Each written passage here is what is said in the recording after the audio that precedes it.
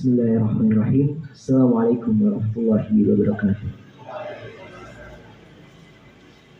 Alhamdulillahirrahmanirrahim. Marilah kita panjatkan puji syukur kehadirat Allah SWT yang telah melimpahkan kenikmatan kepada kita semua. Sehingga dengan panjatan syukur kita, dengan rukuk dan sujud kita, dengan meletakkan kepala kita serendah-rendahnya di sajadah, semoga menjadi bukti bahwa dengan kerendahan diri kita adalah hambanya yang mengakui kebenaran dan keesaan Allah SWT. Kemudian, semoga salawat serta salam senantiasa tersampaikan kepada junjungan kita yang mulia Nabi Muhammad SAW. Terima kasih Ahmida yang berbahagia. Sebelumnya saya sampaikan mohon maaf karena pada jadwal rutin saya yang sebelumnya saya tidak bisa hadir. Saya tidak bisa hadir. Kepada Allah, saya ini selain sedang menyelesaikan skripsi impian saya, kebetulan saya itu juga lagi buat pekerjaan gitu, pekerjaan paruh waktu. Yang satu itu saya jadi asisten untuk proyek Kementerian Pendidikan di kampus saya di sana. Yang kedua itu sebagai pemasar platform keuangan gitu ya dari Singapura, dan itu work from home seperti itu.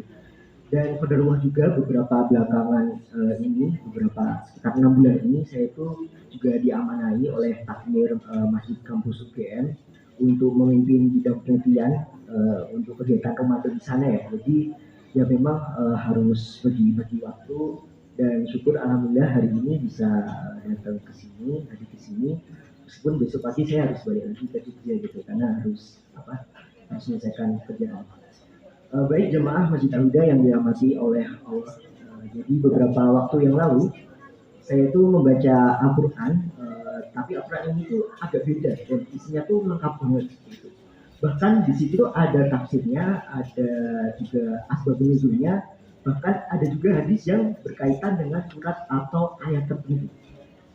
Nah, di halaman 1154 itu saya menemukan hadis yang cukup menarik buat saya. Hadisnya itu agak panjang, jadi saya ambil intisarinya aja nih. Jadi di hadis tersebut itu dikisahkan ada seorang ahli ibadah namanya Juraij.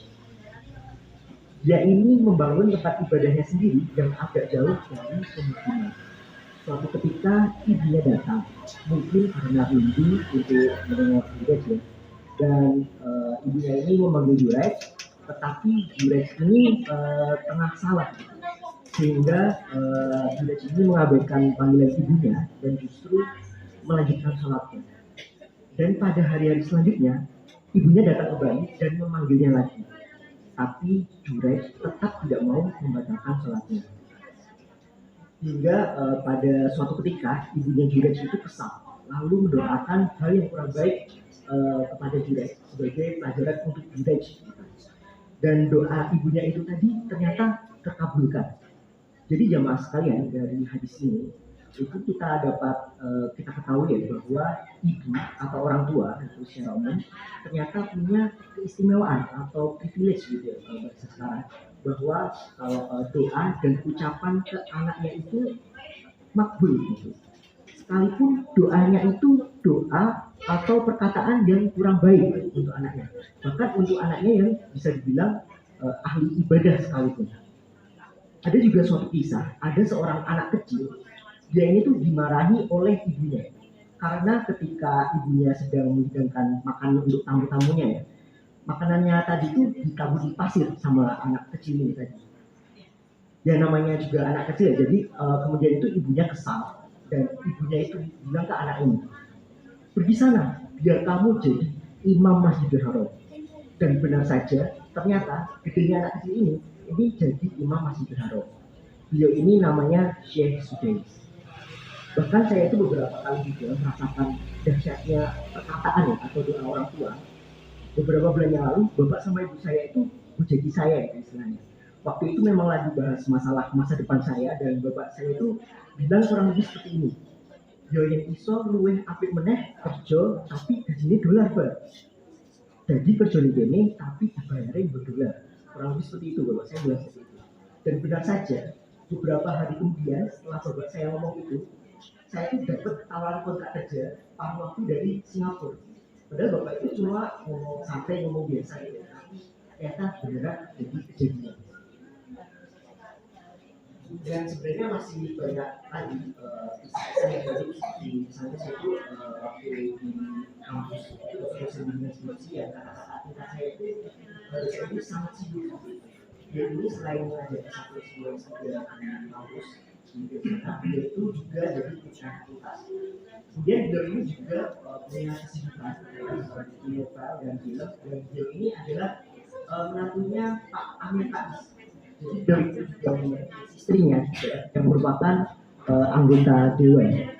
Singkat cerita, alhamdulillah dengan jalan yang tidak diduga-duga, saya itu justru yang istilahnya di approach, didekati sama dosen saya ini, karena malah diajak kerja gitu ya sama beliau ini jadi asisten riset tadi yang saya sebutkan. Jadi saya itu kalau bimbingan skripsi sama beliau itu gampang banget dan bisa di mana aja karena saking sering ketemunya gitu.